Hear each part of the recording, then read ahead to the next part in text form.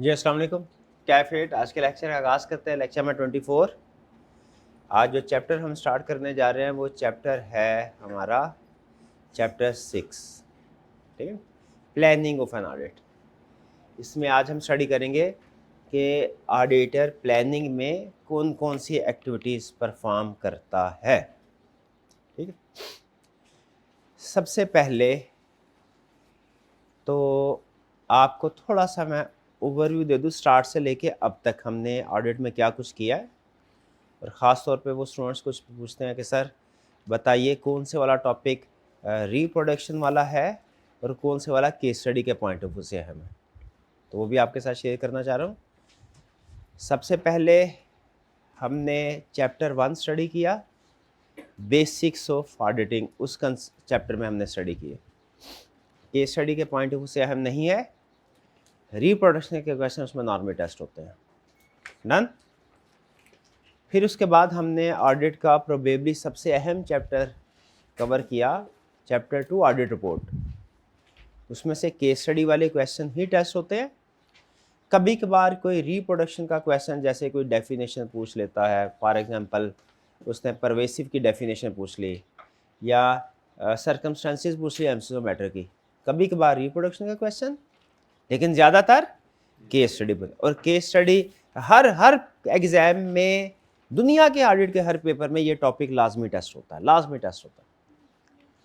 और case study में जब वो क्वेश्चन पूछता है आई कैप, तो कौन सा क्वेश्चन पूछता है? अमूमी तौर पे 2 या 3 कंपनीज के बारे में इंफॉर्मेशन देता है और हमें फिर कहता है इस सिचुएशन को एनालाइज करो और बताओ इम्पैक्ट ऑन रिपोर्ट क्या होगा। हमने उसमें फिर ओपिनियन पे भी इफेक्ट बताते हैं और बाकी रिपोर्ट के पैराग्राफ पे भी इफेक्ट बताते हैं। सेकेंड चैप्टर केस स्टडी के पॉइंट ऑफ व्यू से highly important. Third chapter legal requirement से रिलेट करता है, वो भी हमने नहीं पढ़ा। ठीक है, एक आपका फोकस पे थोड़ा कम है। उसमें छोटा सा केस स्टडी टाइप का क्वेश्चन पूछता है, छोटा सा, समझ लीजिए कि मिनी केस स्टडी टाइप, वो भी हमने नहीं पढ़ा, बाद में पढ़ना। फिर इसके बाद हमने स्टडी किया चैप्टर 4 एथिकल इश्यूज, लेकिन ethical issues at acceptance stage हमने पढ़ा। एथिकल इश्यूज एक्सेप्टेंस स्टेज पे भी अराइज होते हैं और एक्सेप्टेंस स्टेज के बाद ड्यूरिंग ऑडिट भी अराइज होते हैं। ड्यूरिंग ऑडिट वाले नहीं पढ़े, एक्सेप्टेंस वाले पढ़े। इस चैप्टर में वो रिप्रोडक्शन का क्वेश्चन ही पूछता है, लेकिन क्वेश्चन की शक्ल कुछ ऐसी होती है कि जैसे वो केस स्टडी लगे। यानी क्वेश्चन जो जो जो उसका स्ट्रक्चर होता है वो केस स्टडी स्टाइल। जैसे वो कहेगा कि आप एक कंपनी, एक फर्म है, कंपनी का ऑडिट एक्सेप्ट करना चाह रहे हैं, उस कंपनी के बारे में ये इन्फॉर्मेशन है। अच्छा, ऑडिट एक्सेप्ट करना चाह रहे हैं, इससे हमें पता चल गया कि ये हमारा स्टार्ट ऑडिट, मतलब एक्सेप्टेंस स्टेज पे हम। और फिर उस कंपनी के बारे में कुछ इन्फॉर्मेशन देता है जिसमें इंटेग्रिटी का मसला होता है। सर बाज़ औक़ात इंडस्ट्री कम्प्लेक्स होती है तो हमारी कॉम्पिटेंस का भी एक क्वेश्चन राइज होता है, तो छोटी सी सिचुएशन बनाता है। इस सिचुएशन का आंसर लेकिन हमेशा एक जैसा ही होता है, क्या? कि self interest threat to professional competence and due care, self interest threat to integrity and behaviour, professional behaviour. और फिर इसके बाद इनकी वैल्यूएशन और इनके सेफ गार्ड। यानी क्वेश्चन की शक्ल केस स्टडी वाली होती है चैप्टर 4 के अंदर, और जो आपने लिखना है वो कौन सा है? रिप्रोडक्शन। फिर इसके बाद चैप्टर 5 हमने स्टडी किया। चैप्टर 5 इंगेजमेंट लेटर से रिलेट करता है। ये भी बेसिकली रिप्रोडक्शन स्टाइल टॉपिक ही है, इसमें से रिप्रोडक्शन का क्वेश्चन ही पूछता है। हाँ, एक केस स्टडी उसने एक दफ़ा पूछ ली, केस स्टडी स्टाइल में उसने क्वेश्चन पूछ लिया। क्या?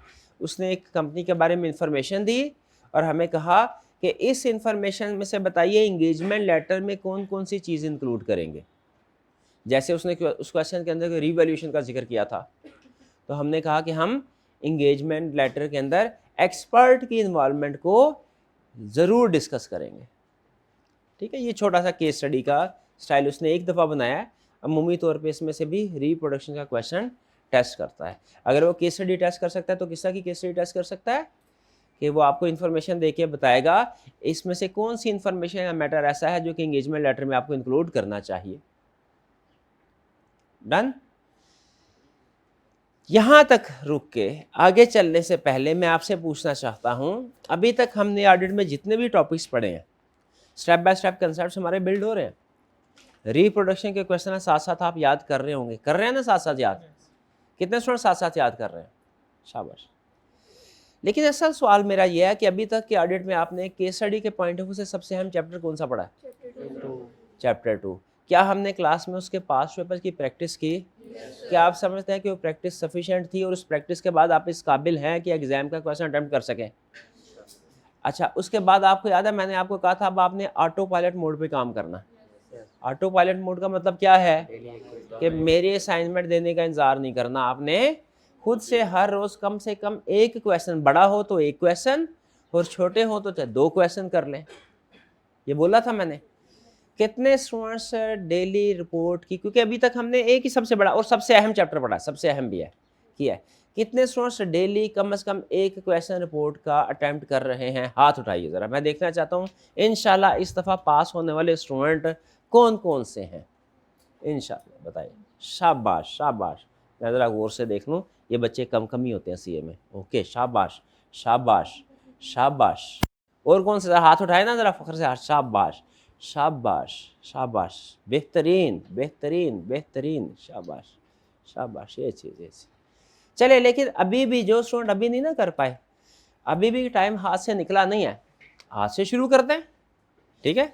बल्कि ये तो बड़ा बेहतरीन टाइम आ गया, हमारा वीकेंड आ गया, ठीक है? आपको पता है रिजल्ट से पहले सैटरडे को हमारी क्लास नहीं होती है, रिजल्ट से पहले, रिजल्ट के बाद सैटरडे को क्लास होगी, रिजल्ट से पहले।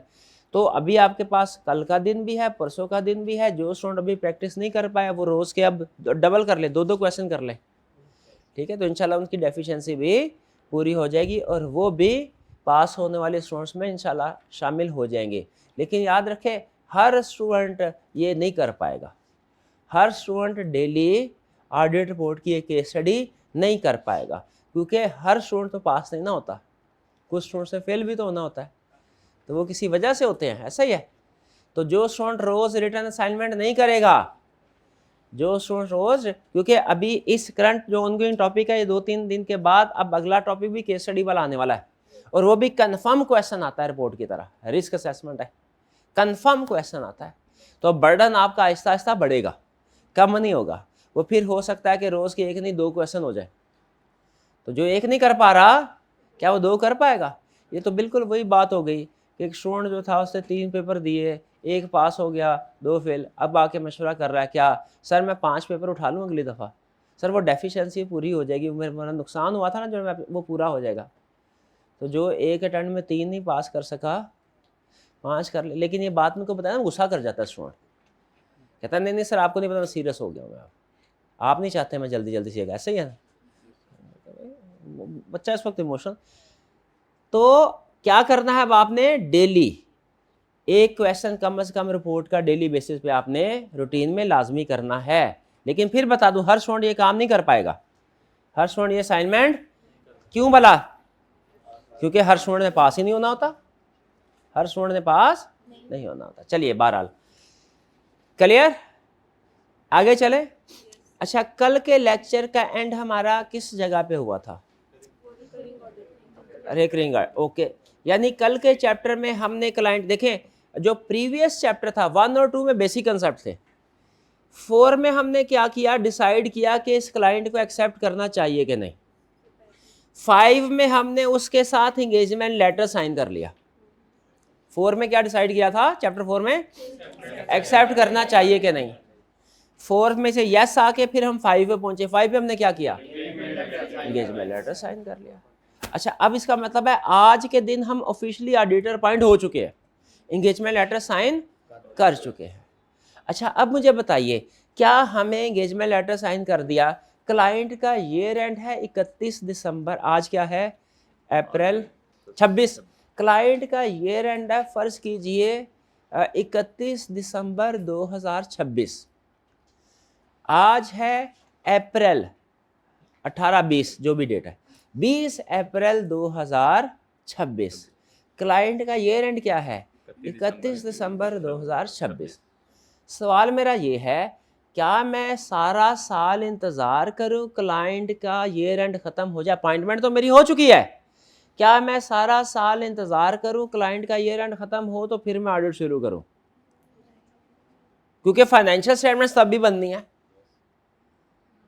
या कि अगर कोई काम ऐसा है जो कि फाइनेंशियल स्टेटमेंट्स के बगैर हो सकता है, जैसे प्लानिंग करना।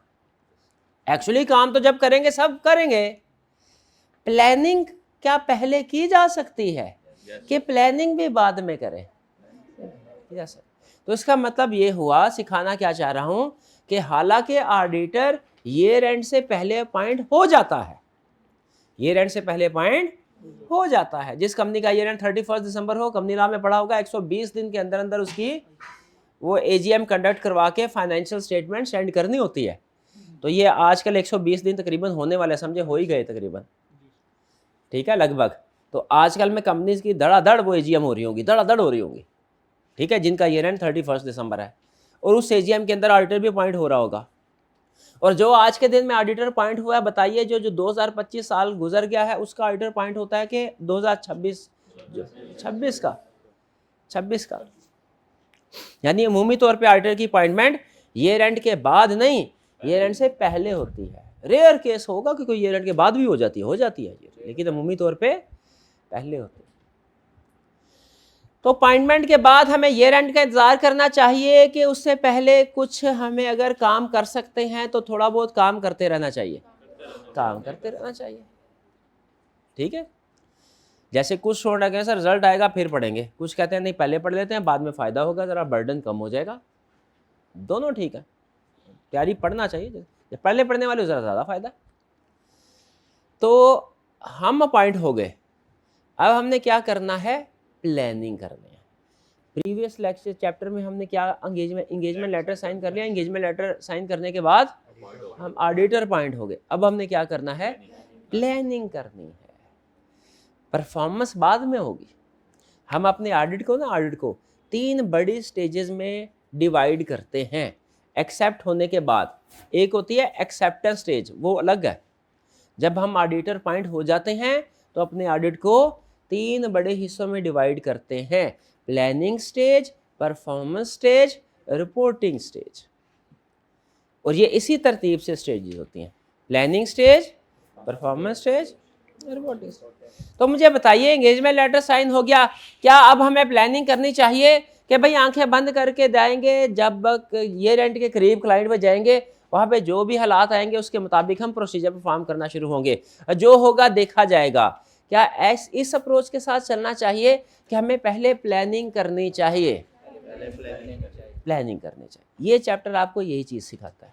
और प्लानिंग में याद रखे 2 सब, वैसे तो बहुत सी चीज़ें लिस्ट दी हुई है उसने, लेकिन प्रैक्टिकली जो सबसे अहम 2 चीज़ें हैं ना, यानी प्लानिंग में मतलब क्या है, वो चीज़ें कंसीडर करो जो आपके ऑडिट को इफेक्ट करने जा रही हैं।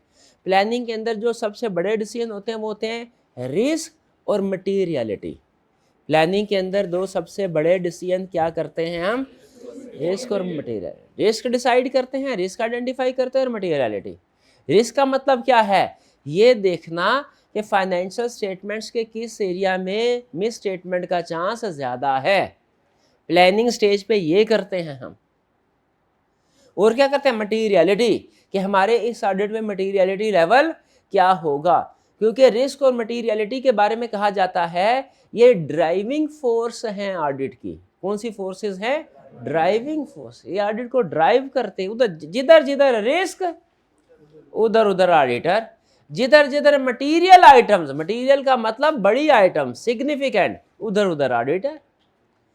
तो जहां जो जिन फाइनेंशियल स्टेटमेंट्स के जिन एरियाज की अमाउंट्स मटीरियल होंगी, यानी सिग्निफिकेंट होंगी, यानी हाई होंगी, या तो ऑडिटर उधर फोकस करेगा, या जिन एरियाज में रिस्क है ऑडिटर उधर फोकस करेगा। तो ये चैप्टर हम जो स्टडी करने जा रहे हैं ये कौन सा है, इसका टाइटल क्या है, प्लानिंग ऑफ एन ऑडिट। क्या टाइटल है, प्लानिंग ऑफ एन ऑडिट। ठीक है जी। इसमें पहले तो वो हमें कुछ प्लानिंग के बारे में इंट्रोडक्शन वगैरह देगा, फिर इसके बाद 2 चीज़ों के बारे में डिटेल डिस्कशन होगी। वो 2 चीज़ें कौन सी है, रिस्क और मटीरियलिटी। रिस्क चूंकि एक बड़ा टॉपिक है इसलिए उसको अलग चैप्टर, जो वेरी नेक्स्ट चैप्टर है वो हमारा रिस्क वाला, और मटीरियलिटी चूंकि निस्बतन छोटा टॉपिक है उसको हमने इसी चैप्टर में इंक्लूड किया। तो ये चैप्टर स्टार्ट होगा तो आपको क्या बताएगा कि ऑडिटर जब प्लानिंग करता है तो क्या क्या काम करता है, वो पूरी लिस्ट आ जाएगी जो पढ़ लेंगे हम। प्लानिंग में ये भी करो, ये भी करो, ये भी करो, ये भी करो। सबसे अहम चीजें क्या है प्रैक्टिकली जो प्लानिंग में की जाती हैं? 2 काम। रिस्क डिसाइड किया जाता है मटेरियल, क्योंकि ऑडिटर का फोकस जो होता है ना, उसकी एफर्ट्स की डायरेक्शन वो इन्हीं 2 चीजों के ऊपर होती है। समझे कि जहां रिस्क वहां ऑडिटर फोकस करेगा, प्रोसीजर ज्यादा, और जहां अमाउंट ज्यादा है, एक स्टैंडर्ड है वो हमारे सिलेबस में नहीं है, वो कहता है जब हम कहते हैं ना सिग्निफिकेंट मैटर्स, तो मैटर किन चीजों की वजह से सिग्निफिकेंट होते हैं? कोई भी मैटर सिग्निफिकेंट होता है, सिग्निफिकेंट मतलब समझे अहम, 2 चीजों की वजह से, या तो उसकी अमाउंट ज्यादा होगी या उसमें रिस्क ज्यादा होगा। तो ऑडिटर ने चूंकि सिग्निफिकेंट आइटम पे ज्यादा फोकस करता है, तो मतलब ऑडिटर ने रिस्क के ऊपर फोकस करना है, मटेरियलिटी। तो लिंक बना रहा हूं आपका, अभी तक हमने जो ऑडिट पढ़ा और जो आगे पढ़ने जा रहे हैं उसमें अब हम किस स्टेज पे हैं? प्लानिंग में। प्लानिंग में 2 काम क्या करने हैं? Risk, material. पहले जनरल डिस्कशन होगी प्लानिंग की, आज के लेक्चर में हम प्लानिंग की जनरल डिस्कशन करेंगे, कल भी कोई एकादू का छोटा मोटा कंसेप्ट है। फिर उसके बाद नेक्स्ट लेक्चर जो हैवी लेक्चर होगा, आज का लेक्चर इजी, कल का लेक्चर, आने वाले कल का लेक्चर इससे भी इजी, लेकिन जो परसों का नेक्स्ट लेक्चर होगा वो ज़्यादा हैवी है। तो हम थोड़ा सा ऐसी कोशिश करेंगे कि उसको स्ट्रीमलाइन करें, थोड़ा बर्डन शिफ्ट कर दें। लेकिन बहरहाल तो प्लानिंग सीखेंगे। इस चैप्टर के अंदर क्या सीखते हैं? प्लानिंग। और प्लानिंग में 2 चीज़ें खास तौर पे डिटेल में डिस्कस करनी है, रिस्क और मटेरियलिटी। रिस्क बड़ा चैप्टर है, हर एग्जाम में कन्फर्म क्वेश्चन, क्या जैसे रिपोर्ट का क्वेश्चन कन्फर्म आप पूछते होते ना एंड पे जाके, सर जरा बता दीजिए वो कौन कौन से चैप्टर है जिनमें से कन्फर्म क्वेश्चन आना है। अच्छा, कन्फर्म का मतलब 99% कन्फर्म है, 99% कन्फर्म है। वैसे लगभग 100% ही समझे, लेकिन चूंकि आपको पता है ऑडिट में एब्सोल्यूट एश्योरेंस नहीं दी जाती। अच्छा, ठीक है। तो कन्फर्म क्वेश्चन है क्या रिपोर्ट में से, और अब जो रिस्क वाला पढ़ने जा रहे हैं, पूरा चैप्टर है बाद में पढ़ना है। मटीरियल डन, स्टार्ट करें जी। चलिए अब हम क्या करें? प्लान करने जा रहे हैं। क्या करना है? हमने प्लानिंग करनी है। आइए जरा देखते हैं प्लानिंग में क्या करते हैं। ठीक है, मटीरियलिटी कल या परसों के लेक्चर में डिस्कस करना है और रिस्क उसके बाद डिस्कस करना है। आज प्लानिंग के जनरल मैटर क्या करना है? आज प्लानिंग के जनरल मैटर डिस्कस होंगे। इसमें से जो 2 डिटेल मैटर्स हैं वो वेरी नेक्स्ट लेक्चर में। पहले मटीरियलिटी फिर प्लानिंग, और सॉरी रिस्क। अब आप समझ रहे होंगे सर मटीरियलिटी तो हमें आता है कैसे कैलकुलेट करना है, वैसे आता है आपको, लेकिन उसमें कुछ और भी डिस्कशन है डिटेल। प्लानिंग एक्टिविटी सबसे पहले क्या समझा रहा है? कह रहा है समझे प्लानिंग का मतलब क्या है। प्लानिंग का मतलब क्या है? ऑडिट प्लानिंग कह रहा है ऑडिट प्लानिंग का मतलब ये है कि आपने अपनी डिटेल प्रोसीजर परफॉर्म काम करने से पहले आपने प्लान करना है, सोचना है, डायरेक्शन सेट करनी है कि मैं किन एरियाज पे फोकस करूं, किन एरिया पे ना। जो भी अहम चीज़ें हैं उनको सामने रख के डिसाइड करना है कि इस ऑडिट में हमने किन एरियाज पे फोकस करना है, किन पे नहीं। जैसे जब भी सेशन स्टार्ट होता है आप भी प्लानिंग करते हैं? मुझे बताइए प्लानिंग स्टार्ट में करते हैं कि एंड में करते हैं कि ड्यूरिंग स्टार्ट में करते हैं प्लानिंग। शाबाश। जिसमें क्या कंसीडर करते हैं आप? यही कि मेरे कितने सब्जेक्ट्स हैं, मैं इस दफ़ा पेपर देना है, ठीक है, उनमें से कौन सा सब्जेक्ट निस्बतन आसान है, कौन सा सब्जेक्ट मुश्किल है, ठीक है, कौन से सब्जेक्ट को मैंने कितने घंटे देने हैं। हाँ, काउंटिंग है, चार्टर्ड अकाउंटेंट बनने जा रहे हैं तो इसका मतलब है काउंटिंग सबसे अहम सब्जेक्ट है, इसको तो मैं रोज़ के 4 घंटे दूंगा। ऑडिट जो है हम ये थ्योरेटिकल सब्जेक्ट है, सिर्फ पढ़ लेंगे, रट्टा लगा लेंगे और पेपर दे आएंगे, ठीक है। और इसमें क्या करना है, आधा घंटे की असाइनमेंट काफ़ी है, बस इसका आधा घंटा, ऐसे प्लान करते हैं ना आप। हाँ, ये जो प्लानिंग, ये क्या है? प्लानिंग कर रहे हैं। क्या हर अहम काम करने से पहले प्लानिंग करनी चाहिए? बिल्कुल करनी चाहिए। ये हमारा चैप्टर हमें यही सिखाता है कि ऑडिट फौरी तौर पे नहीं करना, बल्कि क्या करना है? पहले प्लानिंग करनी है। ठीक है। वो अब्राहम लिंकन के बारे में मशहूर है कि वो ये कहता था, अगर एक दरख्त में, अगर मुझे ये टास्क दिया जाए कि एक दरख्त काटना है तो मैं 6 घंटे में, तो मैं 4 घंटे कुल्हाड़ा तेज करने पे लगाऊंगा, 2 घंटे में वो दरख्त काटूंगा। अब ये 4 घंटे वो कुल्हाड़ा तेज कर रहा है, ये कोई काम कर ही नहीं रहा, ऐसा ही है। तो ये क्या है? प्लानिंग, कि मैंने काम करना कैसे है, अहम चीज क्या है जिसके ऊपर मैंने फोकस करना है। स्टार्ट में ही अन्यवा मेहनत करना नहीं शुरू कर दी, ये प्लानिंग। उसी तरह एग्जाम में भी मुझे बताइए, केस स्टडी हमारे सामने, क्वेश्चन सामने आया, क्या केस स्टडी को फौरन पढ़ के लिखना शुरू कर दें कि पहले समझे इसमें कौन कौन से क्रिटिकल वर्ड्स है, किस वर्ड का क्या इंपैक्ट है, रिक्वायरमेंट किस चीज़ की है, मैंने प्रेजेंटेशन कैसे देनी है, इसमें से ये अल्फाज अहम है, मेरे सोल्यूशन में इंक्लूड होने चाहिए। अब मुझे बताइए, क्या प्लानिंग होनी चाहिए कि नहीं? हर टास्क से पहले प्लानिंग होनी चाहिए। तो ऑडिट से पहले भी तो प्लानिंग होगी, यानी कह रहा है प्रोसीजर परफॉर्म करने से पहले आपने डायरेक्शन सेट करनी है। ठीक है जी। अच्छा, ये प्लानिंग है 2 चीज़ों का नाम, यानी आप प्लानिंग में 2 डॉक्यूमेंट्स प्रिपेयर करते हैं, या प्लानिंग में 2 चीज़ें डिसाइड करते हैं। एक क्या डिसाइड करते हैं? Overall audit strategy. क्या डिसाइड करते हैं? और दूसरा क्या डिसाइड करते हैं? Audit plan. Overall audit strategy क्या है ये डिसाइड, डेफिनेशन अगर पढ़े, ये कहता है ओवरऑल ऑडिट स्ट्रेटजी क्या करती है? ये सेट करती है स्कोप, टाइमिंग एंड डायरेक्शन। क्या सेट करती है? Scope, timing and direction. और ऑडिट प्लान क्या करता है? Nature, timing and extent of audit procedure. ये 2 डॉक्यूमेंट्स बनती हैं। प्लानिंग एक्टिविटीज समझते हैं, प्लानिंग होनी चाहिए प्रोसीजर परफॉर्म करने से पहले। प्लानिंग में ऑडिटर 2 डॉक्यूमेंट्स प्रिपेयर करता है, कौन कौन सी? ऑडिट स्ट्रेटजी और ऑडिट प्लान। बोले कौन कौन सी? Audit strategy, audit plan. Audit strategy एक समझे स्ट्रेटेजिक डॉक्यूमेंट है, सिंगल डॉक्यूमेंट है। ये ऐसी डॉक्यूमेंट है जिसमें ब्रॉड लेवल के डिसीजंस होते हैं, जैसे स्कोप, टाइमिंग, डायरेक्शन। लेकिन ये वो डिसीजन होते हैं जो ब्रॉड लेवल के हैं और पूरे ऑडिट को अफेक्ट करते हैं। जैसे स्कोप में क्या लिखा होगा भैया, किस किस चीज़ को हमने वेरीफाई करना है। स्कोप में लिखा होगा हमने income statement, balance sheet, cash flow statement, notes accounts को वेरीफाई करना है, इंटरनल कंट्रोल को वेरीफाई नहीं करना।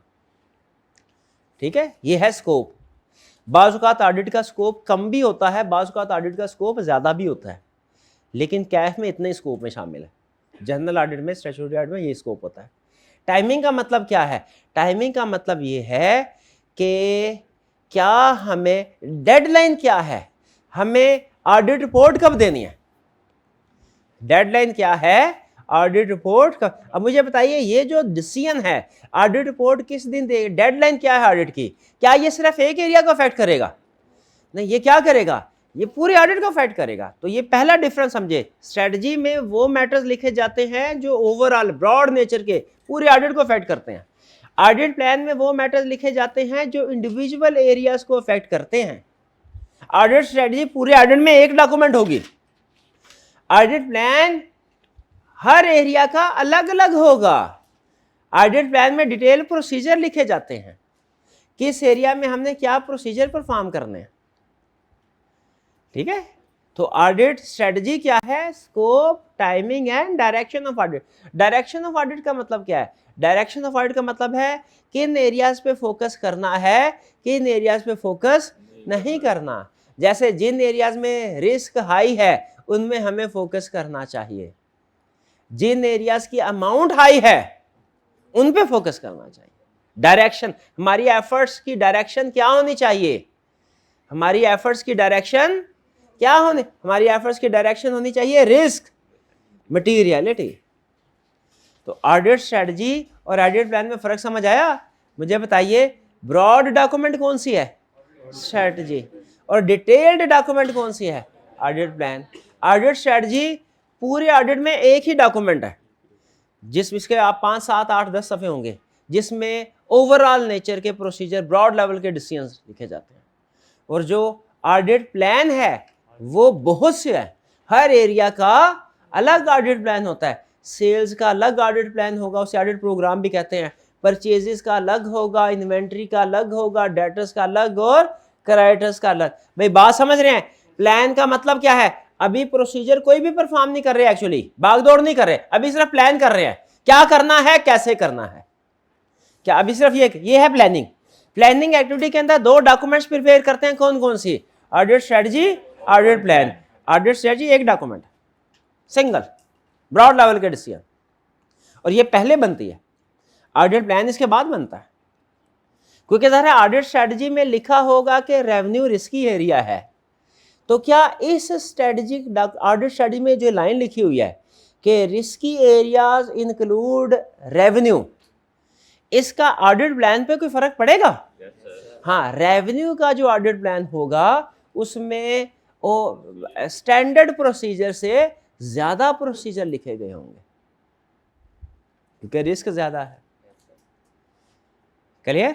चलिए, तो ये तो हो गया ऑडिट स्ट्रेटजी। ऑडिट स्ट्रेटजी अगर आपसे कोई पूछे भैया डिफाइन करो एग्जाम में, तो आपके ऑडिट स्ट्रेटजी में 3 अल्फाज लाजमी होने चाहिए, बाकी आगे पीछे डेफिनेशन और भी है, लेकिन ये 3 अल्फाज दिए तो डेफिनेशन में जान पड़ गई, ये 3 अल्फाज नहीं दिए तो डेफिनेशन के नंबर कोई नहीं। क्या? Timing, direction. मतलब समझ आ गया? स्कोप का मतलब क्या है, कौन कौन सी चीजें वेरीफाई करनी है, टाइमिंग का मतलब क्या है, डेडलाइन कब तक करनी है, और डायरेक्शन का मतलब क्या है, किन एरियाज पे फोकस करना है। हमारी ऑडिट एफर्ट्स किन एरियाज पे डायरेक्टेड होंगी, उसका जवाब क्या है? आसान, रिस्क और मटेरियल। अब आते हैं ऑडिट प्लान, जिसे ऑडिट प्रोसीजर भी कहते हैं। इसका पुराना नाम ऑडिट प्रोग्राम भी था, लेकिन अब क्या बोलते हैं इसको? Audit plan.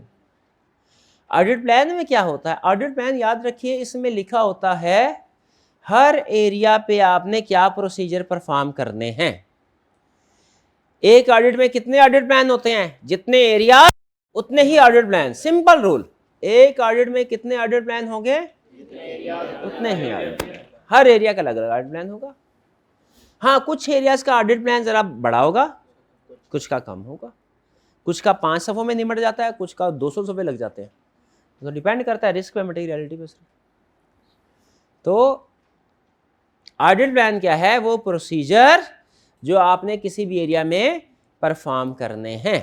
ठीक है, ऑडिट प्लान के बारे में कहा जाता है ये बताता है nature, timing and extent of procedure. क्या बताता है? Nature, timing and extent. Nature का मतलब क्या है कि बताओ इंक्वायरी परफॉर्म करोगे, observation, type of procedure, inquiry, observation, inspection के, री परफॉर्मेंस के, रिकैलकुलेशन के, एक्सटर्नल कंफर्मेशन के, एनालिटिकल प्रोसीजर के सारे के कॉम्बिनेशन, ये है नेचर। ऑडिट प्लान हर एरिया का अलग अलग बनेगा। इसमें क्या लिखा होता है? Nature, timing and extent. Nature का मतलब क्या है? कौन सा प्रोसीजर परफॉर्म करोगे, इंक्वायरी करोगे, ऑब्जर्वेशन करोगे, इंस्पेक्शन करोगे। पढ़ा था ना, याद है? याद आ रहा है? 7 प्रोसीजर। कितने स्टूडेंट्स को याद है 7 प्रोसीजर? कि कोई भी एक प्रोसीजर की डेफिनेशन बोलूंगा वो मुझे बता देंगे। कितने? हाथ उठाइए जरा। ये हाल है, पूरी क्लास में 2-3 स्टूडेंट्स हैं।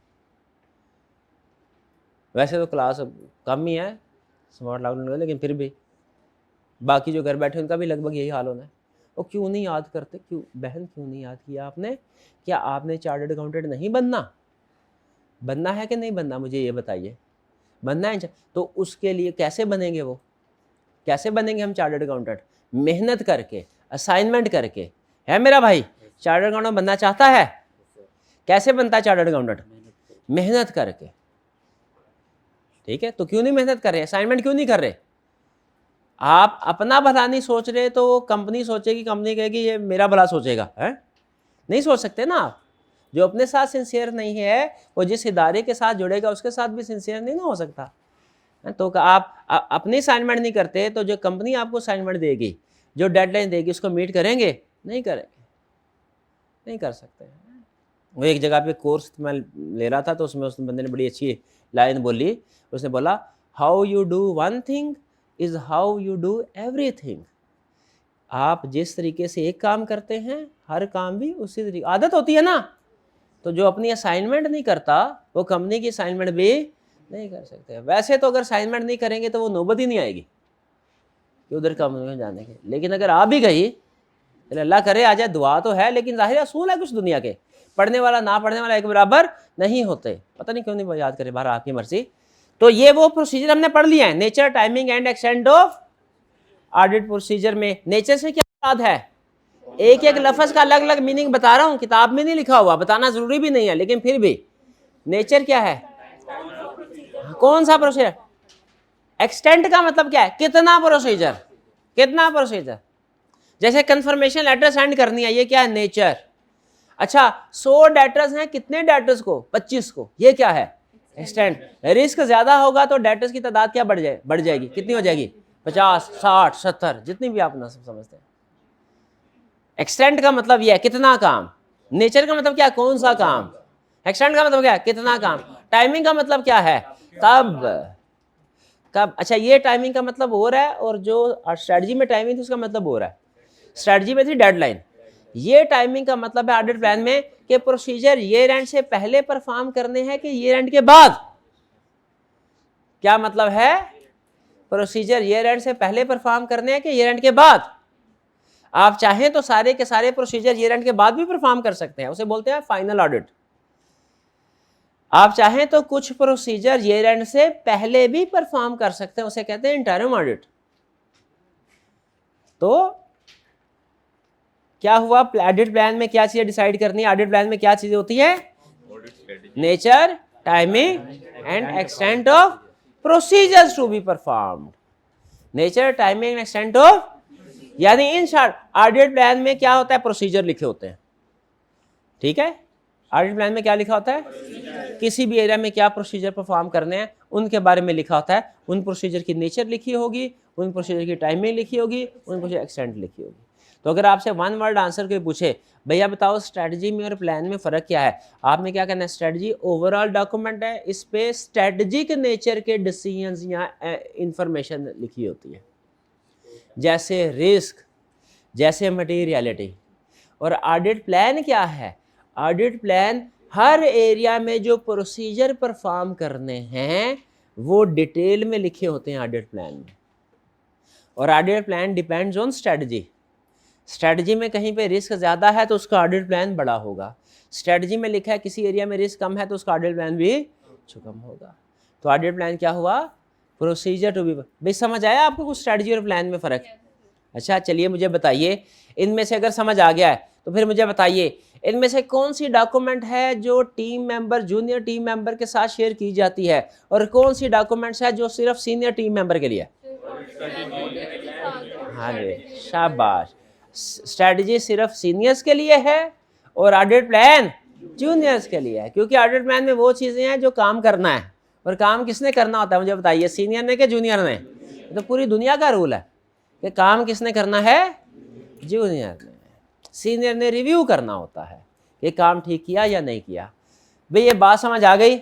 आप सोच रहे होंगे छोटा सा पॉइंट है, सर ने इसमें आधा घंटा लगा दिया, ये कंसेप्ट इधर ही था बस, आगे समझे वो रिप्रोडक्शन के rate. Who is involve, planning में किस किस को इन्वॉल्व होना चाहिए, खुद बताए। हमारे प्रैक्टिस में ना एक मीटिंग होती है स्टार्ट में, उसको हम स्टैंडर्ड ने उसको कोई और नाम दिया है, मैं स्टैंडर्ड का नाम भी बता देता हूँ, हमारी फॉर्म में जो नाम था वो भी बता देता हूँ। कोई भी क्लाइंट जब एक्सेप्ट किया जाता है उसके बाद टीम को क्लाइंट पे भेजने से पहले एक मीटिंग होती है ऑफिस के अंदर ही। मुझे अभी तक याद है कि मीटिंग में क्या हुआ था। वो मीटिंग थी पार्टनर जो होते हैं ना, उनका पता है आपको टाइम कीमती होता है। मीटिंग का टाइम था 9 बजे, 9:20 पे सीनियर है, मैं उस वक्त जूनियर था, मतलब जूनियर भी नहीं था, थोड़ा समझ लीजिए कि सेमी सीनियर टाइप था।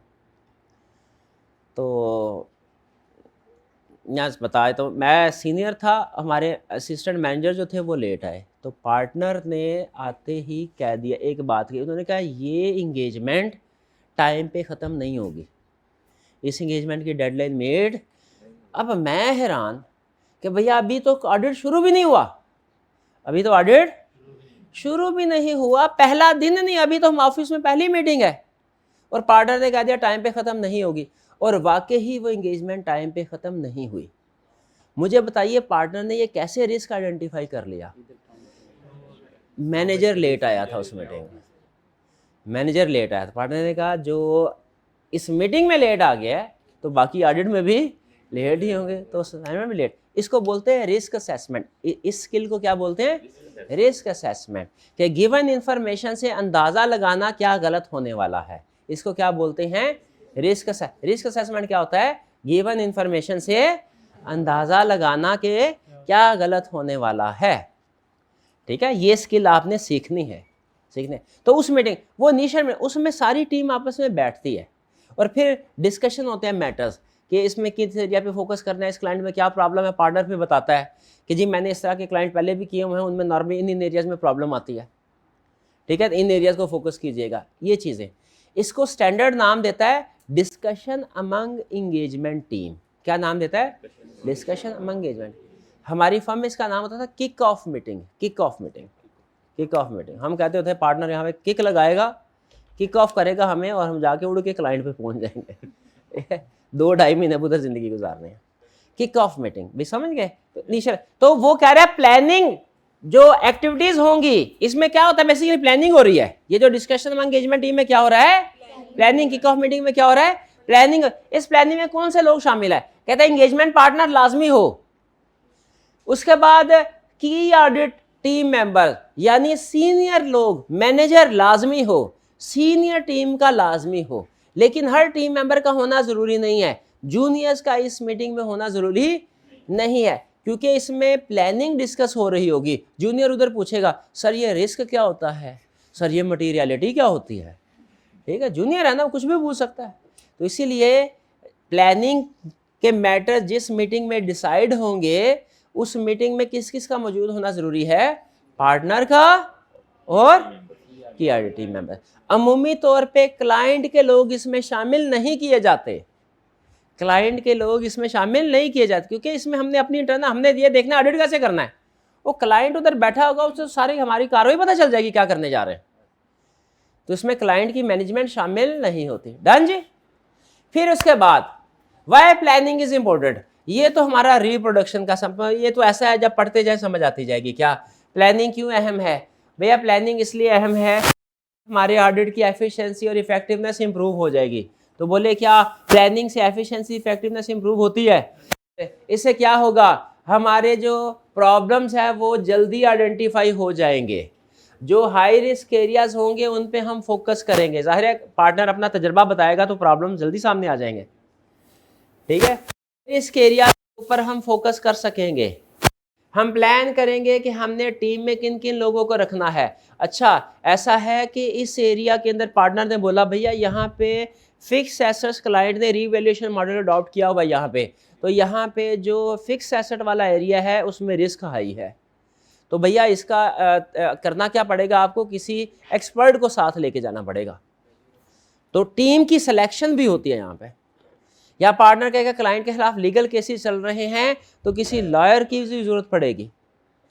तो हम मुझे बताइए, अगर लॉयर की, एक्सपर्ट की जरूरत पड़ेगी तो पहले से उनके साथ कोऑर्डिनेशन कर लेनी चाहिए, कम्युनिकेशन कर लेनी चाहिए कि बाद में जब पहले कर ले। ठीक है, तो इससे हमें जो दूसरे लोग हैं, कंपोनेंट ऑडिटर है, एक्सपर्ट है, लॉयर्स हैं फॉर एग्जांपल, उनके साथ कम्युनिकेशन करने में, कोऑर्डिनेशन करने में आसानी होगी। Team selection, appropriate staffing, work allocation, किस पर्सन ने कौन सा काम करना है। ठीक है, जो रिस्की वर्क होगा वो सीनियर टीम मेंबर्स को दिया जाएगा, जो लेस रिस्की वर्क है वो जूनियर टीम मेंबर को दिया जाएगा। फिर सुपरविजन एंड रिव्यू करना आसान होगा। पार्टनर बोलेगा भैया 3 महीनों की जॉब है, लेकिन मैं ऐसा नहीं है कि 3 महीने के बाद आऊंगा, मैं हर महीने चक्कर लगाता रहूंगा। Supervision and revision, supervision and review. और फिर क्या? कोऑर्डिनेशन। अगर हमने अपनी टीम में कुछ बाहर के लोगों को भी बवक्ते ज़रूरत शामिल करना है तो उसकी भी डिस्कशन अभी से हो जाएगी। हमने पढ़ा था ना, ये तो हम इंगेजमेंट लेटर में भी लिख के क्लाइंट को बता देते हैं। तो यहाँ पे डिस्कशन हो जाएगी कि अगर एक्सपर्ट को एंगेज करना है, किस एक्सपर्ट को करना है। डन। प्लानिंग क्यों अहम है, बात समझ आ गई? ये प्योरली रिप्रोडक्शन का क्वेश्चन है, क्या पूछेगा भी नहीं इसमें से। अभी तक जो हमने पूछा उसमें से स्ट्रेटजी और प्लान ये डिस्कस किया, ये अहम है। बाकी who is involve, why planning is important, मैं भी पूछ ले आई कैप अगर आसान पेपर बनाना चाहे, लेकिन ये ऐसे पॉइंट्स है पढ़ते जाए समझ आते जाते हैं। ऐसा ही है? ओके। तो क्या अब आपको पता चल गया प्लानिंग के फायदे क्या हैं? जरा प्लानिंग का कोई एक फायदा बता दे मेरे भाई। ये जो सारी प्लानिंग कर रहे हैं हम, क्या फायदा है इसका? टाइम सेव हो जाएगा। कैसे? पहले से चीजों को प्लान करके चलेंगे, एफिशिएंसी होगी, इफेक्टिवनेस होगी। बिल्कुल ठीक है। हमारे रिस्की एरियाज पहले से आइडेंटिफाई हो जाएंगे। हम रिस्क को सामने रखते हुए अपने appropriate combination of team select कर लेंगे। ठीक है। हाँ जी, चलिए डॉक्यूमेंटेशन ऑफ प्लानिंग। क्या जो प्लानिंग में आप चीजें डिसाइड कर रहे हैं इनकी डॉक्यूमेंटेशन होनी चाहिए? बिल्कुल डॉक्यूमेंटेशन। डॉक्यूमेंट्स में कौन कौन सी चीजें डॉक्यूमेंट होगी? ऑडिट स्ट्रेटजी, ऑडिट प्लान, और इसमें कोई चेंज हुआ है वो, और उसकी रीजन कि क्यों चेंज हुआ। क्योंकि डॉक्यूमेंट चेंज भी तो हो सकते हैं ना। एंगेजमेंट लेटर रिवाइज हो सकता है। वो क्या आपको ये कंसेप्ट याद है कि क्लाइंट रिक्वेस्ट करें एंगेजमेंट लेटर की टर्म्स को चेंज कर दें, तो हम चेंज करते हैं कि नहीं करते? हाँ, हम देखते हैं रीजनेबल जस्टिफिकेशन है कि नहीं, उसके मुताबिक फैसला करते हैं। ठीक है। तो जब एंगेजमेंट लेटर रिवाइज हो सकता है, क्या हमारा audit strategy, audit plan revise नहीं हो सकता? बिल्कुल रिवाइज हो सकता है। यही वो कह रहा है। आई कैप जब रिव्यू क्वालिटी कंट्रोल रिव्यू करने आता है ना, तो वो कहता है हाँ भाई ऑडिट प्लानिंग की है, हम कहते हैं हाँ जी ऑडिट प्लानिंग की है। आई कैप मान लेता होगा आपके ख्याल में? क्या कहता है मुझे सबूत दिखाओ। क्या सबूत होता है हमारे पास कि हमने प्लानिंग की है? ये डॉक्यूमेंट, ऑडिट स्ट्रेटजी और ऑडिट प्लान। ठीक है। तो planning activities is equal to audit strategy plus audit plan. ये डॉक्यूमेंट्स आपके पास मौजूद होनी चाहिए। चलिए कंसेप्ट समझ आ गया। अब आगे चलते हैं। अब हम क्या सीखने जा रहे हैं? डिटेल कंटेंट क्या है, ऑडिट स्ट्रेटजी के डिटेल कंटेंट क्या है, और ऑडिट प्लान के डिटेल कंटेंट्स क्या है। ठीक है। ये चैप्टर मैंने आपको क्या बताया है, ये केस स्टडी के पॉइंट ऑफ व्यू से इंपॉर्टेंट है या रिप्रोडक्शन के पॉइंट ऑफ व्यू से? रिप्रोडक्शन। और रिप्रोडक्शन में ये वाला कंसेप्ट अब हमारा अहम है। मैं बहाने से कोशिश करूंगा कि ऐसे कंसेप्ट्स भी आपके साथ डिस्कस हो जाए जो आगे चल के किसी ना किसी केस स्टडी में यूज होने वाले हैं। अब हम पढ़ने जा रहे हैं ऑडिट स्ट्रेटजी। ठीक है जी। ऑडिट स्ट्रेटजी में क्या क्या चीजें होती हैं? ऑडिट स्ट्रेटजी क्या है? ये है scope, timing and direction of audit. और ये क्या है? बेस है ऑडिट प्लान की। यानी ऑडिट प्लान इस स्ट्रेटजी की बेस पे बनाया जाता है। ऑडिट स्ट्रेटजी में स्कोप, टाइमिंग एंड डायरेक्शन में क्या क्या चीजें डिसाइड होती हैं? Engagement characteristics, reporting objective and communication, factors directing team efforts, resources required, preliminary engagement activities. ये मेन हेडिंग है। ये असल में स्कोप को इंडिकेट कर रहा है, रिपोर्टिंग ऑब्जेक्टिव टाइमिंग को इंडिकेट कर रहा है, ये डायरेक्शन को इंडिकेट कर रहा है। Scope, timing and direction. इसमें आप यही पढ़ेंगे कि हमने अपना फोकस किन किन एरियाज पे करना है, किन किन चीज़ों को चेक करना है। वो डिपेंड करता है आपका फ्रेमवर्क क्या है, एप्लीकेबल फाइनेंशियल रिपोर्टिंग फ्रेमवर्क। वो डिपेंड करता है रेगुलेटरी रिक्वायरमेंट्स क्या है।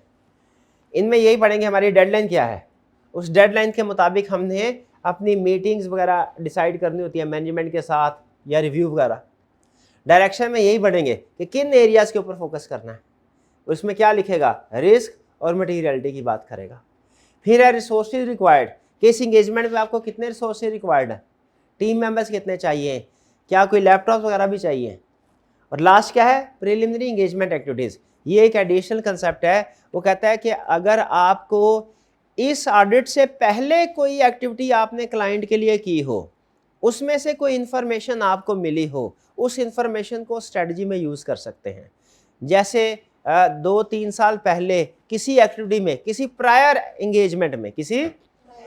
एंगेजमेंट में हमें पता चला कि क्लाइंट में इंटेग्रिटी नहीं है, या क्लाइंट का एक कोई सिस्टम जो है वो वीक है, तो हम उस इंफॉर्मेशन को क्या आज की ऑडिट में, 2 साल पहले हासिल की गई इंफॉर्मेशन को आज के ऑडिट में स्ट्रेटजी डिसाइड करने में यूज कर सकते हैं? यस कर सकते, अगर वो स्टिल रेलिवेंट हो तो। ये प्रीलिमिनरी एंगेजमेंट एक्टिविटीज का नाम है कि प्रायर। तो ओवरऑल ऑडिट स्ट्रेटजी में क्या चीजें शामिल हैं? 5 चीजें। Planning is equal to strategy plus audit plan. Strategy में कितनी चीजें शामिल है? 5 है। कौन कौन सी? स्कोप, टाइमिंग एंड डायरेक्शन, तो उसकी होगी डेफिनेशन। ठीक है। अब मेन एरियाज बताए इसमें क्या है? Engagement characteristics, reporting objective and communication, factors directing team efforts, resources required, preliminary engagement activities. ये आइए अब जरा इनको डिटेल में पढ़ते हैं। कह रहा है एंगेजमेंट कैरेक्टरिस्टिक्स से क्या मुराद है? एंगेजमेंट से यानी engagement characteristics that determine it's scope. Scope किन चीज़ों पे डिपेंड करता है? डिपेंड करता है फ्रेमवर्क कौन सा है, IFRS है या कि कैश बेसिस है। कैश बेसिस है तो शायद आपने बैलेंस शीट को वेरीफाई नहीं करना होगा, सिर्फ कैश रिसीट और कैश पेमेंट को वेरीफाई करना। लेकिन अगर फ्रेमवर्क IFRS है तो आपको कंप्लीट सेट। तो स्कोप में कितनी चीज़ें शामिल है, किस में डिपेंड करता है? IFRS पे। अच्छा, अगर कोई इंडस्ट्री स्पेसिफिक रिक्वायरमेंट्स हो तो वो भी हमारे स्कोप में शामिल होती है। जैसे स्टेट बैंक को अगर हम बैंक का ऑडिट करें तो हमने IFRS के साथ साथ स्टेट बैंक का इशू किया हुआ बैंकिंग कंपनीज ऑर्डिनेंस 1962 ये भी देखना होता है। अगर इंश्योरेंस कंपनी का ऑडिट कर रहे हो तो कंपनीज एक्ट के साथ साथ इंश्योरेंस ऑर्डिनेंस 2002 इसको भी वैल्यूएट करना है हमने, इसकी भी रिक्वायरमेंट है। तो हमारे स्कोप बढ़ता जाता है। डिपेंड स्कोप किस पे डिपेंड करेगा? फ्रेमवर्क पे। और किस पे? Industry specific. और किस पे? क्या इस क्लाइंट के कंपोनेंट्स हैं कि नहीं? कंपोनेंट किसे कहते हैं? ब्रांचेस को। हमारे कुछ क्लाइंट ऐसे होते हैं, कुछ कंपनीज ऐसी होती हैं जिनकी ब्रांचेस हैं, कुछ की ब्रांचेस नहीं है। क्या आप एग्जांपल दे सकते हैं कौन कौन सी ऐसी कंपनीज हैं जिनकी ब्रांचेस हैं? Banks classic example, insurance companies की भी ब्रांचेस होती हैं, ठीक है। इसके अलावा ये जो सर्विस बाटा वगैरह ये शूज ये इनकी ब्रांचेस हैं, रिटेल स्टोर की ब्रांचेस हैं। शाबाश, ये कंपोनेंट कहलाते हैं। अगर अच्छा, अब बाजुकात कुछ कंपोनेंट्स होते हैं, क्या और एडिशनल कंसर्न बता दूं, कुछ कंपोनेंट्स होते हैं करीब करीब, कुछ होते हैं दूर दूर। जो कोई दूर का कंपोनेंट होगा उसमें हमारे पास स्टैंडर्ड ने ऑप्शन दी है, चाहे खुद वेरीफाई कर लें, चाहे उस जगह के लोकल ऑडिटर को अपॉइंट कर लें। उस जगह के लोकल ऑडिटर को कहे भैया हमारे बिहाफ पे तुम इसकी वेरिफिकेशन कर लो। जैसे नेशनल बैंक ऑफ पाकिस्तान की एक ब्रांच फॉर एग्जाम्पल बांग्लादेश में है, तो हम खुद भी जाके वेरिफिकेशन कर सकते हैं, लेकिन हम दूसरा काम क्या कर सकते हैं? बांग्लादेश के ऑडिटर को यहाँ पे हम इंस्ट्रक्शंस हम देंगे, वो हमारे बिहाफ पे प्रोसीजर परफॉर्म करके डॉक्यूमेंट्स हमें भेज देगा। उस बांग्लादेश के ऑडिटर को हम क्या नाम देंगे? Component auditor. वो ऑडिटर जो हमारे बिहाफ पे हमारे कहने पे कुछ प्रोसीजर परफॉर्म करे उसे क्या कहते हैं? क्या बोले, क्या कहते हैं उसे? क्या बोले ना बहन, क्या बोलते हैं? कंपोनेंट बोले, कंपोनेंट कंपोनेंट कंपोनेंट, हाँ जी, कंपोनेंट ऑडिटर बोलते हैं उसको। कंपोनेंट ऑडिटर कौन है? जो किसी कंपोनेंट यानी ब्रांच का ऑडिट करता है हमारे बिहाफ पे। तो मुझे बताइए, अगर किसी कंपनी के कंपोनेंट्स हैं तो क्या वो कंपोनेंट्स की वेरिफिकेशन भी हमारे स्कोप में है कि हमने सिर्फ हेड ऑफिस की वेरिफिकेशन करनी है? कंपोनेंट्स के भी है।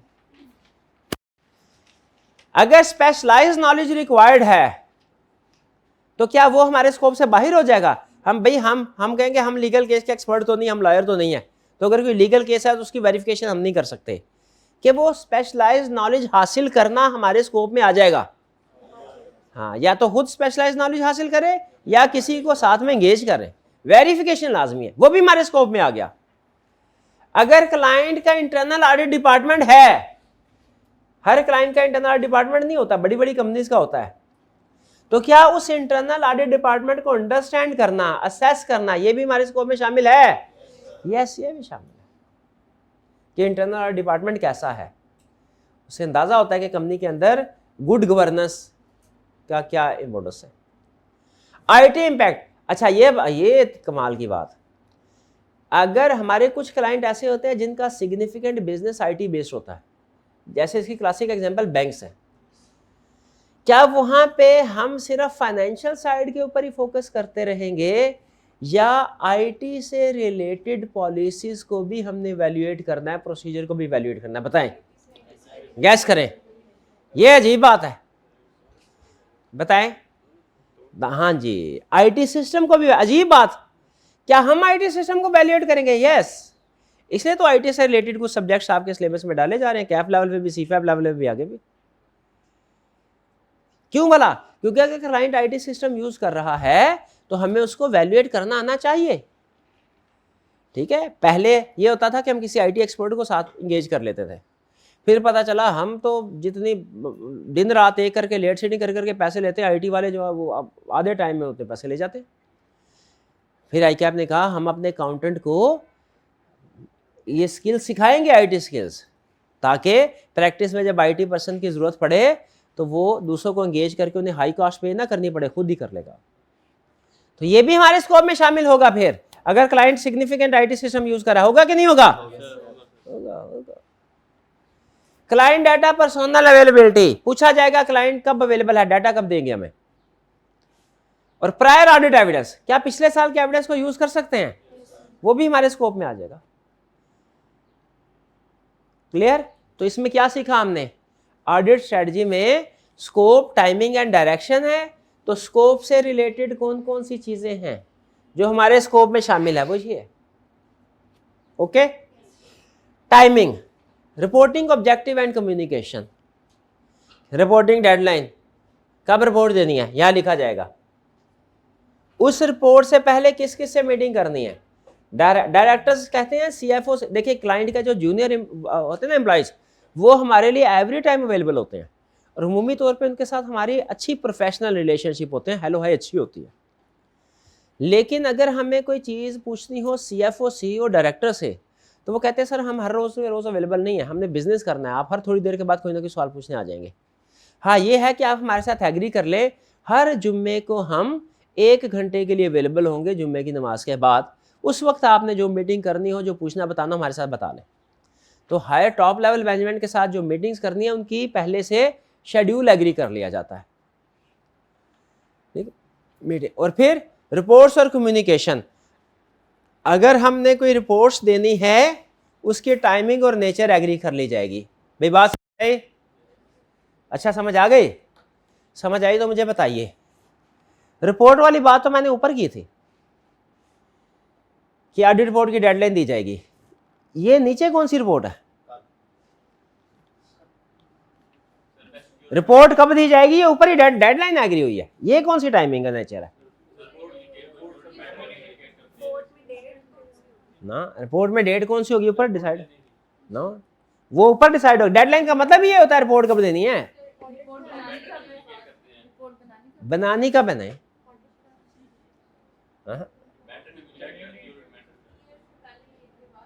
एक ईयर से पहले, 1 ईयर के बाद नहीं, ऐसा नहीं है, एक ही रिपोर्ट देगा। इसका मतलब ये है कि जरूरी नहीं आपने सिर्फ रिपोर्ट ही देनी हो सकता है कुछ और चीजें भी तो क्लाइंट को कम्युनिकेट करनी हो।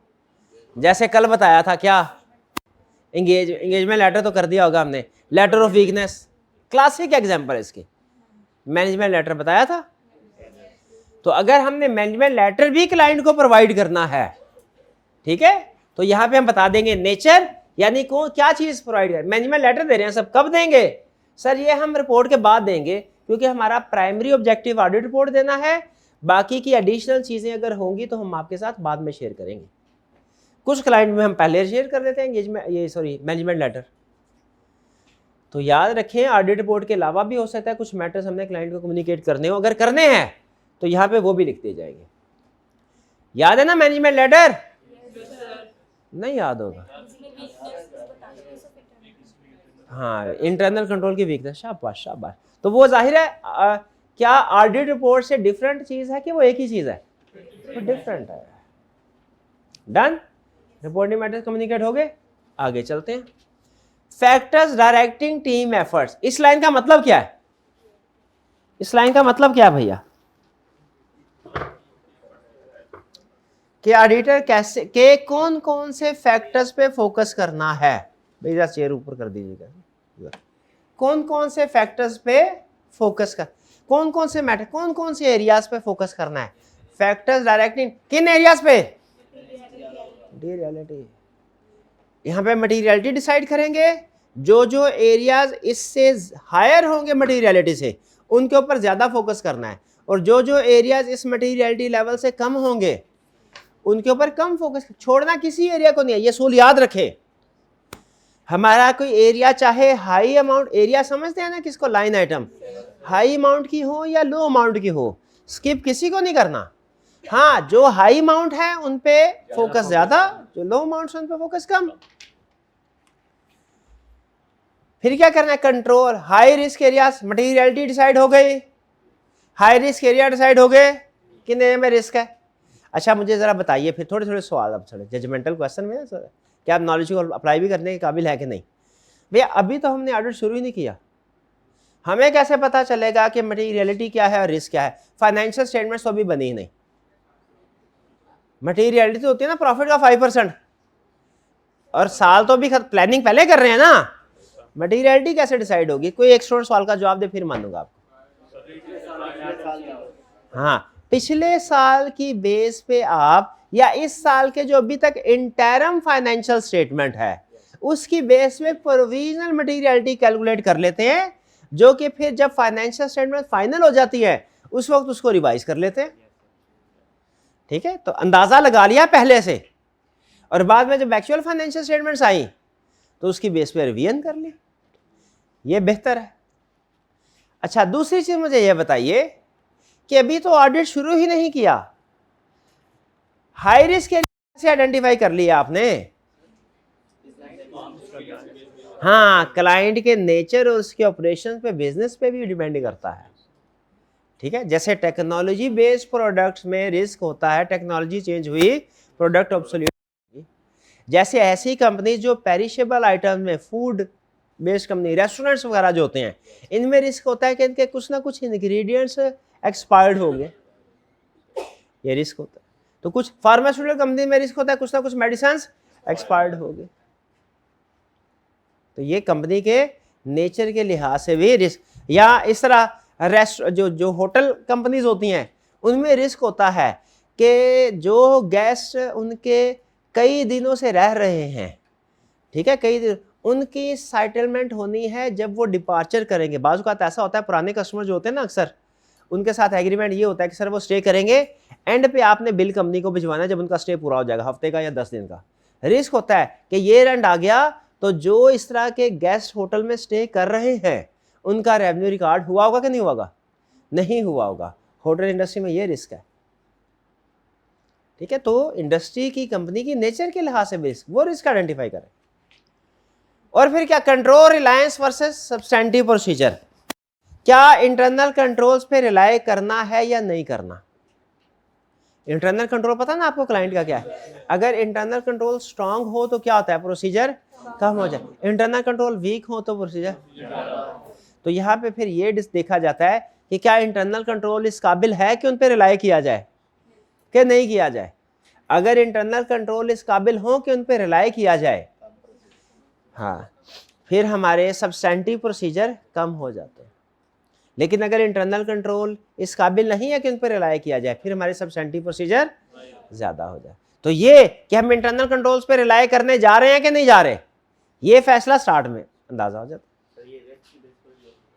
हाँ जी, बिल्कुल, इंटरनल कंट्रोल से रिस्क भी आता है। लीगल और अकाउंटिंग चेंजेस, कि क्या कोई legal requirements during the year change हुई है, कोई काउंटिंग की रिक्वायरमेंट्स, काउंटिंग के स्टैंडर्ड चेंज हुए हैं? क्यों भला? क्योंकि जो चीज़ भी चेंज हुई हो, रिवाइज हुई हो ना, उसमें रिस्क ज़्यादा होता है। जैसा आई कैप सिलेबस में कोई भी चेंज लेके आए तो आप अपनी एफर्ट्स को फोकस करेंगे कि नहीं चेंजेस के ऊपर?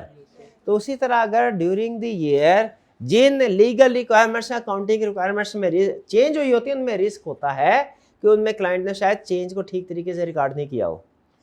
और प्रोफेशनल स्केप्टिसिज्म को एम्फसाइज करना, ये भी बात समझ आ गई? क्या आपको स्कोप, टाइमिंग एंड डायरेक्शन में एक एक पॉइंट को डिस्कस कर दिया? चलिए मजीद आगे चलते हैं। रिसोर्सेज रिक्वायर्ड, रिसोर्सेज रिक्वायर्ड का मतलब क्या? ये ऑडिट करने के लिए, ये सारा काम करने के लिए, स्कोप, टाइमिंग एंड डायरेक्शन में जो भी चीज़ें हैं, ये सारी चीज़ें करने के लिए रिसोर्सेज तो चाहिए। आपके में रिसोर्सेज से मुराद सिर्फ ह्यूमन रिसोर्सेज हैं, या टेक्नोलॉजिकल रिसोर्सेज भी हैं, या फाइनेंशियल रिसोर्सेज भी हैं? ये सारा तो डिसाइड किया जाता है कि यहाँ पे इस ऑडिट के लिए कितने लोगों की टीम चाहिए, उसमें कितने सीनियर कितने जूनियर होने चाहिए, कब से स्टार्ट करेंगे काम, कब तक करेंगे, ठीक है, किस डेडलाइन, ये सारी चीज़ें। Timing of staff, interim stage में ईयर एंड से पहले चाहिए, ईयर एंड के बाद चाहिए। इंटरम का मतलब क्या होता है? Before year and. फाइनल का मतलब क्या होता है? After year and. Expertise level चाहिए भाई, हाई लेवल, जिन एरिया में रिस्क ज़्यादा है उनके लिए फिर हमें एक्सपीरियंस लोग चाहिए। सुपरविजन रिव्यू वगैरह के लिए पार्टनर्स की अवेलेबिलिटी कब कब होगी। और प्रिलिमिनरी एंगेजमेंट एक्टिविटीज़ में क्या है भला, कि अगर आपने एक्सेप्टेंस स्टेज पे जो नॉलेज लिया हुआ है क्लाइंट का, या इससे पहले कोई और इंगेजमेंट परफॉर्म की थी, प्रायर इंगेजमेंट, उससे जो क्लाइंट के बारे में इंफॉर्मेशन मिले उसे यूज़ कर सकते हैं। एक छोटी सी केस स्टडी में उसने, वैसे तो रिप्रोडक्शन के क्वेश्चन मम्मी तौर पे इस एरिया में पूछता है, इस पूरे चैप्टर में से एक छोटी सी केस स्टडी उसने पूछ ली थी। क्या उसने पूछा कि आपने 3 साल पहले जब आप मैनेजर थे फर्म के, तो आपने क्लाइंट के एक डायरेक्टर की पर्सनल टैक्स रिटर्न फाइल की थी, उसमें उसकी इनकम जो थी वो ज़्यादा थी, लेकिन डायरेक्टर ने कहा था इनकम को कम कर दो, आप नहीं माने, तो डायरेक्टर ने कहा ठीक है इस दफ़ा की रिटर्न तो फाइल कर दें, अगली दफ़ा की रिटर्न आपसे फाइल नहीं करवानी, और चेंज कर दी। अब 3 साल के बाद आप कंपनी के, आप फर्म के पार्टनर बन गए हैं, और वो जो है वो कंपनी का समय सीनियर डायरेक्टर है। अब ऑडिट एंगेजमेंट है, पहले कौन सी एंगेजमेंट थी? टैक्स। वो नॉन इंश्योरेंस एंगेजमेंट होती है, उसमें इतनी ज्यादा रिक्वायरमेंट्स नहीं होती। अब ऑडिट, क्या वो इंफॉर्मेशन जो आपको 2-3 साल पहले कोई और एंगेजमेंट करते हुए उस डायरेक्टर के बारे में पता चली थी, क्या उस इंफॉर्मेशन को बेस पे इस ऑडिट में आप रिस्क को हाई कर सकते हैं कि जिस जिस जगह पे ये डायरेक्टर होगा ना वहां पे रिस्क हाई होगा, क्योंकि ये फायदे के लिए ना गड़बड़ करने से गुरेज नहीं करता। तो ये है प्रायर ऑडिट नॉलेज, आप यूज कर सकते हैं। डन। मुझे बताइए, अगर एग्जाम में आपसे पूछे कि ऑडिट स्ट्रेटजी के कंटेंट्स बताइए, बता देंगे? क्या सिर्फ 5 हेडिंग्स बताएंगे कि उस हेडिंग के नीचे जो एलिमेंट्स हैं वो भी बताने के काबिल हैं? पक्का समझ आ गई? चलिए, अच्छा, इक्का दुक्का पॉइंट हर हेडिंग के नीचे ऐसे होंगे जो आपको समझ में नहीं आएंगे पूरी तरह से, ऐसा है ना? ये नेचुरल है, अगर ऐसा है तो ये नेचुरल है। तो हमने क्या करना होता है, अगर समझ आ जाए तो अच्छी बात है, पहली कोशिश यही करनी चाहिए, लेकिन अगर इक्का दुक्का पॉइंट प्रॉब्लम करे तो ये काम नहीं करना, क्या उन्हीं पॉइंट के ऊपर फोकस करना शुरू कर दे कि इसमें से कहीं कुछ क्वेश्चन ना आ जाए, इस दफ़ा 10 नंबर का सवाल इस पॉइंट में से ना आ जाए, कौन से वाले पॉइंट में से ना आ जाए कि फॉर एग्जांपल ये जो है क्या इसमें से फॉर रिपोर्ट और कम्युनिकेशन, इसमें से ये अच्छे तरीके से समझ नहीं आया, नहीं करना ऐसे, क्योंकि जो पॉइंट अहम होता है उस्ताद खुद बता देता है। तो यहाँ पे मैंने आपको क्या बताया, ये पूरा चैप्टर रिप्रोडक्शन के लिए इंपॉर्टेंट है, याद जरूर करना है सारे फैक्टर्स को, लेकिन अगर इनमें से कोई एक आधा फैक्टर समझ में नहीं आया तो क्या करें, और छोड़ना नहीं है, रट्टा लगा लेना, यही समझा रहा हूं मैं, छोड़ना नहीं है, वही इसी फैसले पे आ रहा है, मतलब उस पर टाइम नहीं लगाना छोड़ दें, ये कहना चाह रहे थे। हाँ सर याद कर लेंगे टाइम। चलिए आगे चलते हैं। ऑडिट प्लान, ऑडिट प्लान में सुन लें कंसेप्चुअल बात, क्या ऑडिट प्लान कितने होते हैं एक ऑडिट में? इन्वेंट्री का अलग प्लान होगा। ये भाईजान हमारी टीम का हिस्सा है, मैनेजर के पास गए, कहने लगे सर बचपन से शौक था ऑडिटर बनूं, ऑडिट करूं, आज मेरा शौक पूरा हुआ, मुझे बताइए, मुझे एरिया एलोकेट करें और मुझे बताइए मैंने क्या काम करना है। वो कहेंगे भैया ऐसा है कि तुम जूनियर हो, तुम्हें कोई रिस्की एरिया तो दे नहीं सकते, तो तुम ऐसा करो, जाके बैंक चार्जेस को वेरीफाई करो जाके। मैंने कहा सर बैंक चार्जेस में कौन से वाले प्रोसीजर परफॉर्म करने हैं? अब मैनेजर क्या कह रहा है, ऐसा करो, फाइल्स पड़ी हुई हैं, वो एक फाइल के ऊपर लिखा होगा ऑडिट प्लान्स, उस फाइल को खोलो, उसमें पहले आएगा सेल्स का ऑडिट प्लान, उसको छोड़ दो, फिर आएगा परचेजेस का ऑडिट प्लान, उसको भी छोड़ दो, फिर आएगा सैलरीज का ऑडिट प्लान, उसको भी छोड़ दो, फिर आएगा रिपेयर एंड मेंटेनेंस का ऑडिट प्लान, उसको भी छोड़ दो, फिर उसके बाद आएगा interest expense, bank charges, interest expense, finance charges का एरिया, वो पेज निकाल लो, उस पे लिखे होंगे तरतीब से प्रोसीजर कि आपने इस एरिया को वेरीफाई करने के लिए क्या क्या प्रोसीजर परफॉर्म करने हैं, वो करो। जब इसने फाइल को खोला, पहला पेज सेल्स का ऑडिट प्लान, उसको पलटा, परचेजेस उसको पलटा, पेरोल उसको पलटा, एडमिन मार्केटिंग उसको, फाइनेंस आया तो उसने देखा जो उसके एरिया के अंदर प्रोसीजर लिखे हुए थे वो 3 तरह के प्रोसीजर थे। कितनी तरह के? 3 हेडिंग में थे प्रोसीजर। पहली हेडिंग थी रिस्क असेसमेंट प्रोसीजर, दूसरी हेडिंग थी टेस्ट ऑफ कंट्रोल्स, तीसरी हेडिंग थी सब्सटेंटिव प्रोसीजर्स। ठीक है, कौन कौन सी? रिस्क असेसमेंट प्रोसीजर, हाँ, असूली तौर पे जो ऑडिटिंग स्टैंडर्ड में तरतीब है ना, ऑडिटिंग स्टैंडर्ड में तरतीब क्या है, कहते हैं रिस्क असेसमेंट प्रोसीजर और further procedure.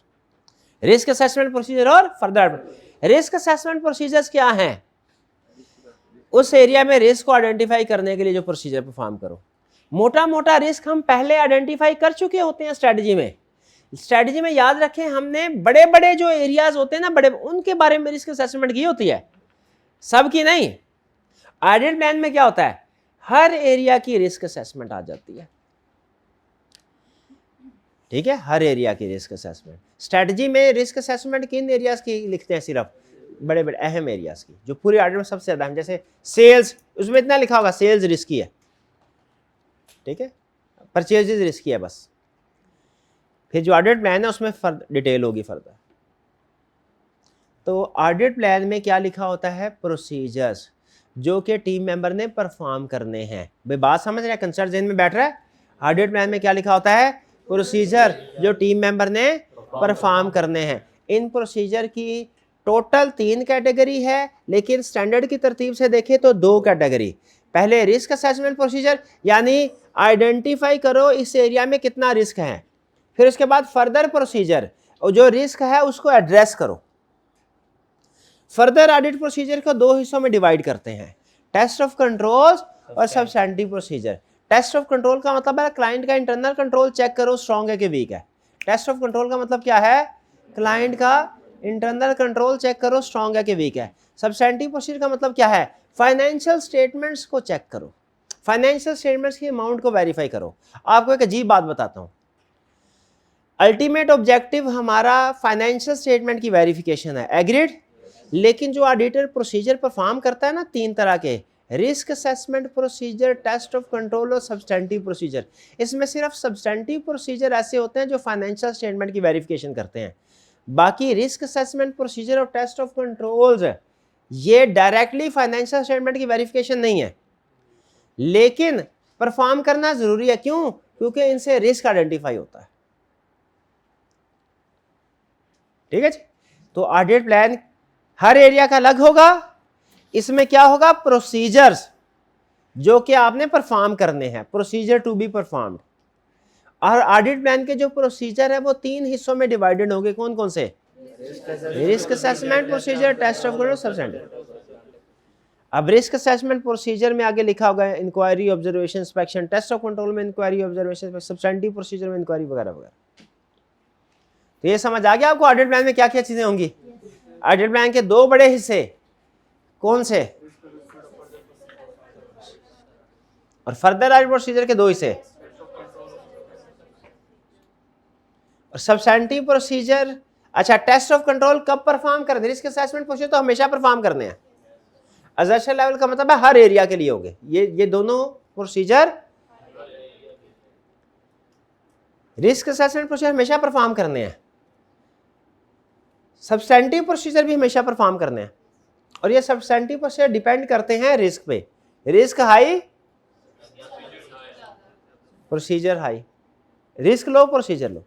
Test of controls के आगे क्या लिखा, इफ क्यों लिखा हुआ है टेस्ट ऑफ कंट्रोल्स? हाँ, क्योंकि टेस्ट ऑफ कंट्रोल्स किसी क्लाइंट पे परफॉर्म करते हैं, किसी जगह परफॉर्म नहीं करते। कब करते हैं, जब शाबाश, ठीक है जी। एंड पे उसने थोड़ा सा कंपैरिजन आपको दिया है। अगर आपको बात समझ आ गई तो उसको खुद से पढ़ लीजिए और मुझे बताइए कुछ समझ आ रही है क्या।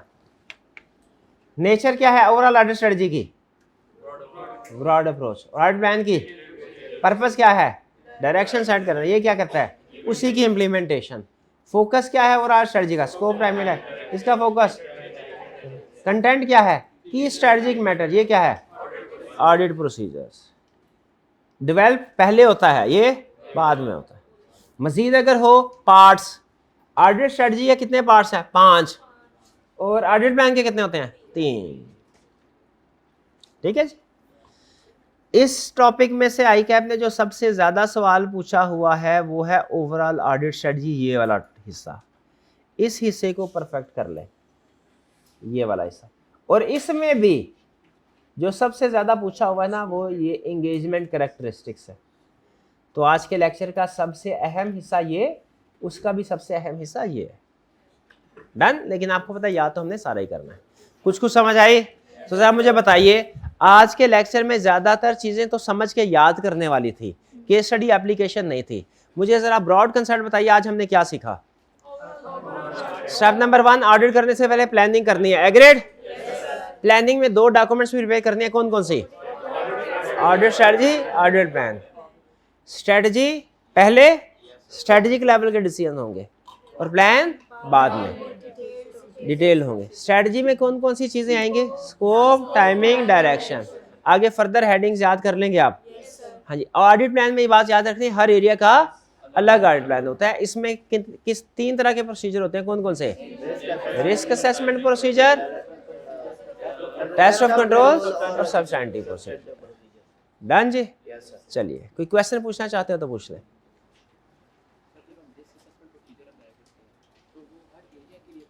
हाँ जी, जब हम रिस्क असेसमेंट प्रोसीजर अप्लाई करते हैं तो हर एरिया के लिए अलग अलग करते हैं। रेवेन्यू में रिस्क अलग असेस होगा, परचेजेस में अलग, डेटर्स में अलग। और ये ऐन मुमकिन है कि किसी कंपनी में रेवेन्यू में रिस्क हो लेकिन इन्वेंट्री में रिस्क ना हो। हाँ जी, जो सब्सटैंटिव प्रोसीजर परफॉर्म करते हैं वो भी फिर इसी तरह हर एरिया के अलग अलग होते हैं। ठीक है, अब इसमें जो असर्शन लेवल है, अगर आप उसकी डिटेल एप्लीकेशन समझना चाहते हैं तो वो नेक्स्ट चैप्टर में आएगी, रिस्क असेसमेंट वाले में। और असर्शन लेवल होता क्या है सुन लें। एक है फाइनेंशियल स्टेटमेंट। हम वेरिफिकेशन के लिए फाइनेंशियल स्टेटमेंट को कुछ हिस्सों में डिवाइड करते हैं, 5 हिस्सों में। ठीक है, इनकम स्टेटमेंट, बैलेंस शीट वगैरह। डन। फाइनेंशियल स्टेटमेंट है।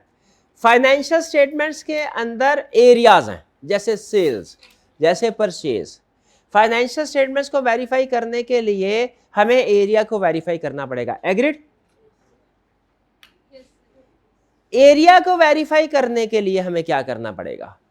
हर एरिया में 6 चीजें होती हैं। जैसे आपने सुना कि इंसान की 6 हिस्से होती हैं, 5 होती हैं, छठी हिस्से भी छठी हिस्से भी समझे हैं। 6 हिस्से हैं। अगर हमने किसी को इंसान साबित करना होगा कि ये इंसान है, क्या करना पड़ेगा? जानदार है, क्या करना पड़ेगा? 6 की 6 हिस्से साबित करनी पड़ेगी। तो हर एरिया की भी 6 हिस्से होती हैं जिनको हमने एज ऑडिटर साबित करना होता है। उन्हें कहते हैं असर्शन। असर्शन क्या है? हर एरिया में उसकी 6 खसूसियात, 6 फीचर्स जो हमने एक एक करके वेरीफाई करने होते हैं। ठीक है, अंडर स्टेटमेंट एक फीचर है, ओवर स्टेटमेंट दूसरा है। अंडर स्टेटमेंट को हम क्या कहते हैं? कंप्लीटनेस। ओवर स्टेटमेंट को क्या कहते हैं? अकरेंस। ये असर्शन है, ये हम स्टडी करेंगे आगे।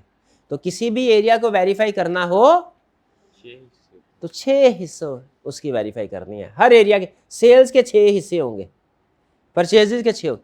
हम वेरिफिकेशन याद रखें, जो सब्सटैंटिव प्रोसीजर परफॉर्म करते हैं वो फाइनेंशियल स्टेटमेंट लेवल पे नहीं करते, वो एरिया लेवल पे भी नहीं करते। हम किस पे करते हैं? असर्शन वेरीफाई करते हैं। जब असर्शन वेरीफाई होगी तो क्या हुआ? एरिया वेरीफाई होगा। और जब सारे एरिया वेरीफाई हो गए तो क्या हुआ?